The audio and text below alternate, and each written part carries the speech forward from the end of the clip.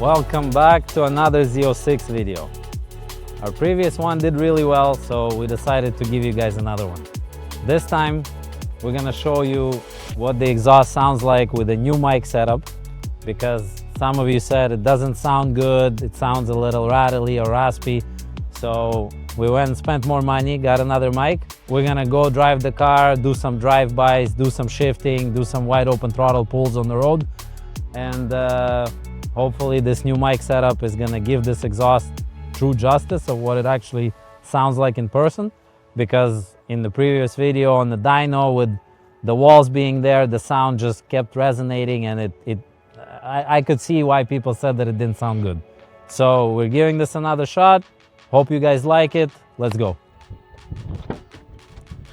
Okay. Slav wanted me to drive the car. I haven't driven this one yet. American muscle. I like it. Steering's very good.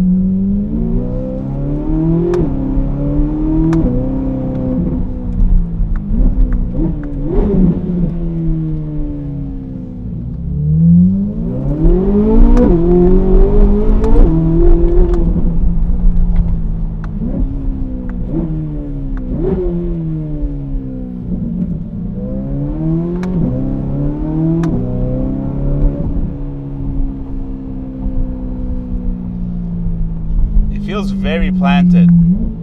You'd think, oh, rear-wheel drive, track mode, it's gonna start dancing everywhere. No, it's actually very planted. Given, it's got wide tires and it's a hot day, it's sticky, but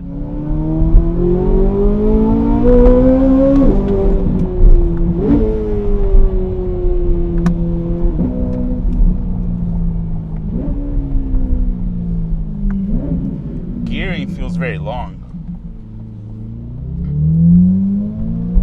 And my favorite thing, I would say, comparing it to the European counterparts, if you want to call it, especially this is the T-top, so the roof comes off. If you drive the European countertops,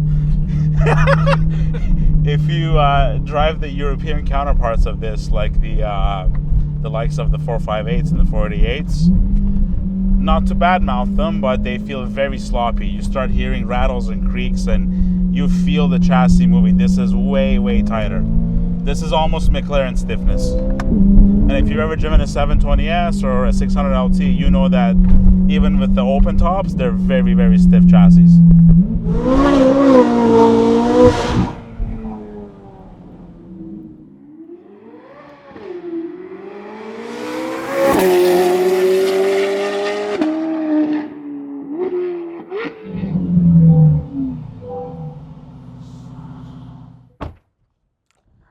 So there's actually an unconfirmed rumor that during the development of the Z06 that GM actually bought a 458 and a 488 to use as test mules and development cars. We actually have both of those models here for you guys. So we're gonna start these up, and then you guys can tell us in the comments if they sound pretty similar or not, because this does have the flat plane crank V8. So yeah, let's hear them.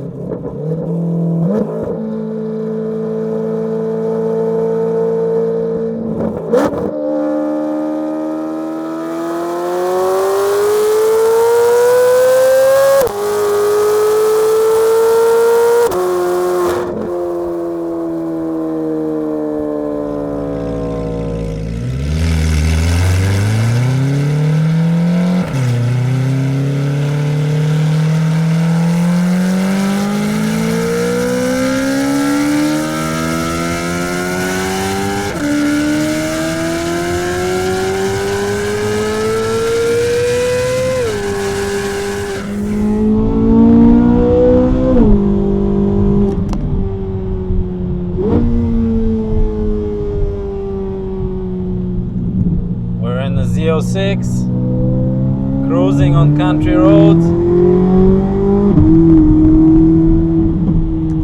And this car sounds sick. Honestly, it's been a lot of fun driving this car since I did the mods. The exhaust sounds just insane. It's you don't really need to rev it out to hear it, and you have a sweet spot around 2000 RPM where you can just cruise, whether it's on on a quiet road or on a highway, and it's not going to annoy you, and if you really want to hear it, you downshift and it just wakes up right away.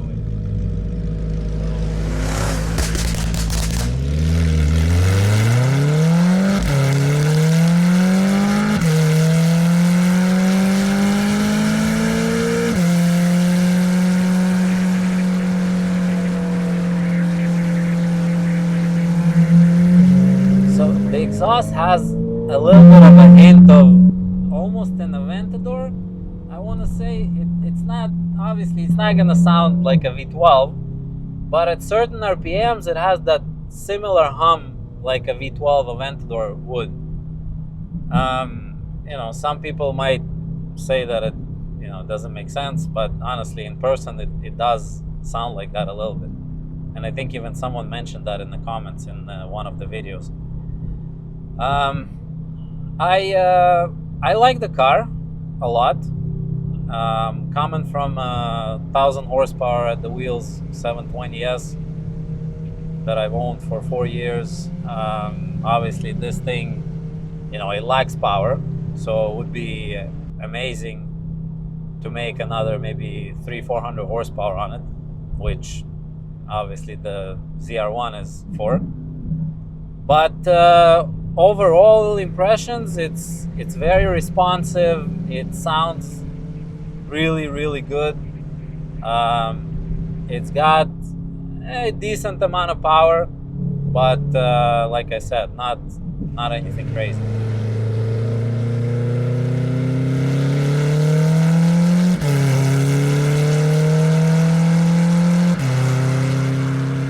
So, why did I get this car? It's the highest powered NA V8 on the market today, made by fucking GM.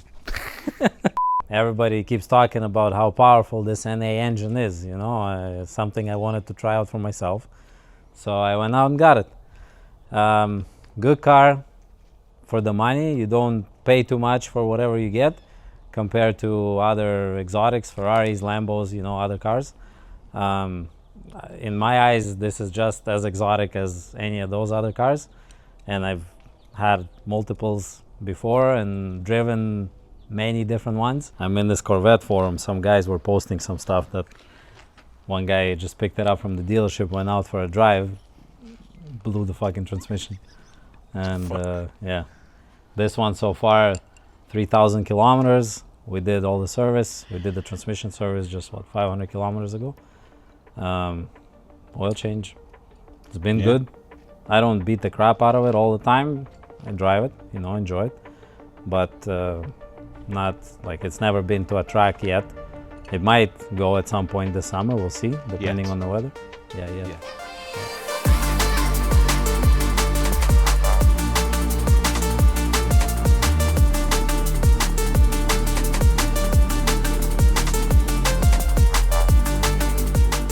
We never talked about the specs on this car, so let's go ahead and do that right now. So this is a 2023 Z07 package. Has the carbon ceramic brakes, has the aero. We did the Paragon Performance lowering collars for the front, and we adjusted the factory suspension for the back, the factory coilovers. I didn't do any cosmetic mods on the car at all. This is how it came with, just lowered it. We did do our ECC wheels. They're available for purchase.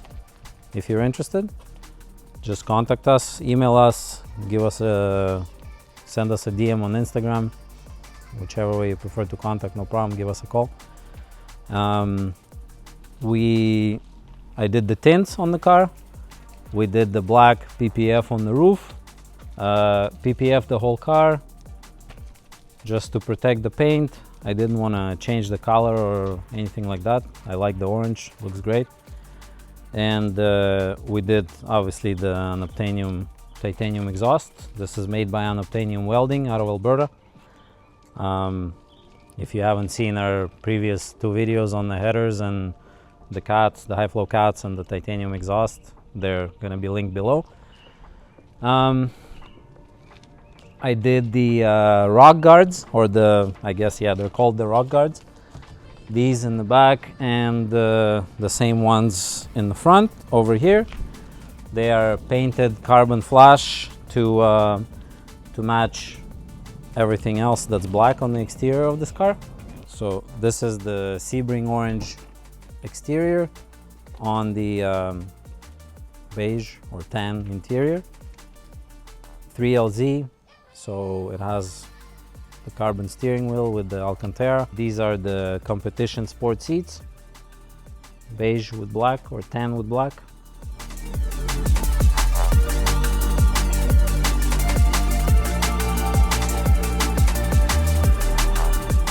Let's talk about future mods and what we might do or we might not do. As of today, the ECU tuning isn't available for this car yet, not through the factory ECU anyways, and unless someone cracks it or Cyvex or Motec come out with a standalone for this car, we're not gonna really do anything other than what we already did. If ECU gets cracked and we're finally able to read it out and modify it and tune it, we will definitely do that, and we will start looking into forced induction, maybe some kind of a Pro Charger or probably twin turbo setup. You know, we'll have to see if the ECU gets cracked, which route we decide to take, you know. But for now, it's gonna stay NA until further notice. If you see another video on this car, it'll probably be us boosting it. So for now, that's all we get.